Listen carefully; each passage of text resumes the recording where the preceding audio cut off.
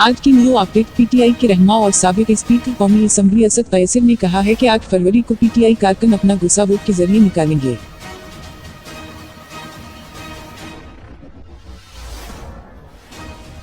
Iran को America से जंग का कोई खौफ नहीं। वाशिंगटन से बराह रास्त फौजी तसादुम के लिए खौफजदा नहीं है। हम जंग नहीं चाहते लेकिन उससे खौफजदा भी नहीं है।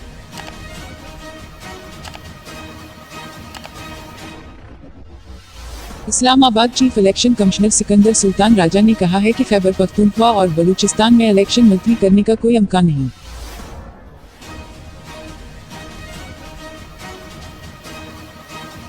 अमीर जमात इस्लामी सराज अल हक का कहना है कि जमात इस्लामी कौम के तावन से मुल्क को सेकुलर बनाने की साजिशी कामयाब नहीं होने देगी। वो पूरी ताकत से आइन की इस्लामी दफात का दिफा करेंगे।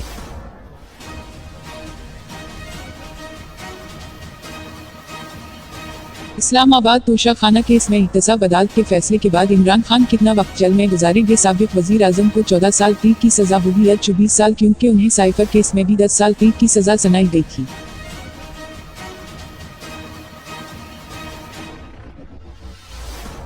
अमरीकी मुहिकमा खारजा के तर्जुमान मैथ्यू मिलर ने पाकिस्तान तहरीक इंसाफ पीटीआई की इंतखाबी रैली पर हमले की मजम्मत करते हुए मुतासिरीन से हमदर्दी का इजहार किया है।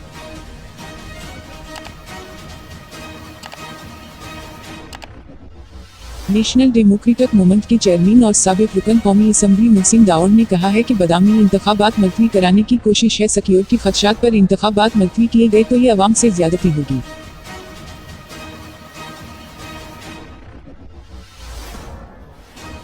जनूबी कोरिया में अमरीकी फजाइया के यूनिट ने तस्दीक करते हुए कहा कि तियारे को समंदर के ऊपर इमरजेंसी सूरतहाल का सामना करना पड़ा, जिसके बाद वो गिर कर तबाह हो गया।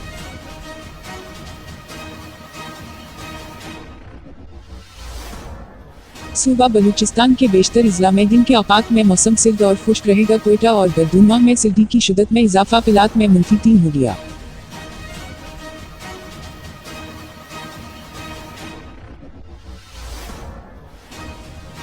हेडलाइंस देखने के लिए शुक्रिया। मजीद अपडेट देखने के लिए प्लीज सब्सक्राइब कीजिए MyPK न्यूज़ हेडलाइंस चैनल। अब हमें इजाजत दीजिए, फिर मिलेंगे न्यू अपडेट के साथ। तब तक के लिए खुदा हाफिज।